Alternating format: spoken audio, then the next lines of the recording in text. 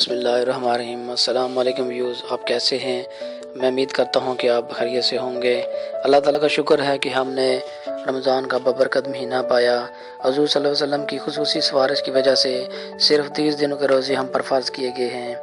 ہم سے پہلے جو امتیں گزری ہیں ان پر 30 دنوں سے زائد روزے فرض کیے گئے تھے۔ اس وقت پوری دنیا کرونا وائرس جیسی موذی وبا میں مبتلا ہے۔ آئے روز اس وبا میں اضافہ ہو رہا ہے۔ پوری دنیا اس کشمکش میں لگی ہوئی ہے کہ اس وبا سے چھٹکارا حاصل ہو۔ جب قومیں بے روی، فحاشی اور ظلم کرنے میں لگ جائیں تو اس وقت اللہ تعالیٰ کا دردناک عذاب نازل ہوتا ہے۔ رمضان المبارک کا مہینہ اور مسجدوں میں نمازی کم ہو کر رہ گئے ہیں۔ سب کرونا وائرس کے خوف میں لگے ہوئے ہیں اور چونکہ اپنے خدا کو بلا بیٹھے ہیں۔ رمضان کا مہینہ افضل مہینہ ہے جس میں اللہ نے ایک رات جسے لیلۃ القدر کہتے ہیں جو 1000 مہینوں سے بہتر رات ہے۔ اس میں لوگوں کی دعا اور توبہ استغفار قبول ہوتی ہے۔ رمضان کی حرمت کے بارے میں بہارا شہر کا ایک مجوسی تھا۔ وہ اپنے بیٹے کے ہمراہ سودا سلف لینے کے لیے بازار جاتا ہے۔ شہر میں مجوسی کا بیٹا سر عام بازار میں پانی پینے لگتا ہے تو مجوسی نے اپنے بیٹے کو تھپڑ مارا اور کہا کہ تمہیں شرم نہیں آتی؟ تم سر عام بازار میں پانی پی رہے ہو۔ یہ رمضان المبارک مسلمانوں کا مہینہ ہے اور تم رمضان کے مہینے کی بے حرمتی کر رہے ہو۔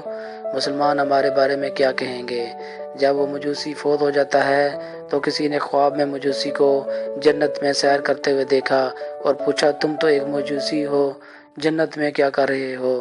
تو مجوسی نے جواب دیا کہ رمضان کے مہینے میں نے اپنے بیٹے کو روزہ کی بے حرمتی پر تھپڑ مارا تھا، جس پر اللہ نے مجھ سے راضی ہو گیا اور میرے سارے گناہ بخش دیے ہیں۔ مگر افسوس آج ہم رمضان المبارک کا بابرکت مہینہ پا کر بھی اس کی حرمت کو نہ سمجھ سکے، بلکہ سرعام کھانا پینا کرتے ہیں، روزہ نہیں رکھتے، روزہ میں عبادت نہیں کرتے۔ رمضان میں توبہ کرنے کا سنہری موقع بھی ہوتا ہے، باوجود اس کے ہم توبہ استغفار کی طرف نہیں جا رہے ہیں۔ موجودہ حالات میں ہمیں چاہیے کہ خدا کے حضور رمضان المبارک کے آخری ایام میں خوب گڑ گڑا کر اپنے گناہوں کی معافی مانگیں، توبہ استغفار کا اس کثرت سے ورد کریں۔ توبہ استغفار کا دروازہ بند ہونے سے پہلے ہمیں اپنے گناہوں سے معافی مانگ لینی چاہیے اور اپنی موت کی بھی تیاری کر لینی چاہیے تاکہ اللہ ہم پر رحم فرمائے اور اس وبا سے امت مسلمہ کو چھٹکارا حاصل ہو سکے۔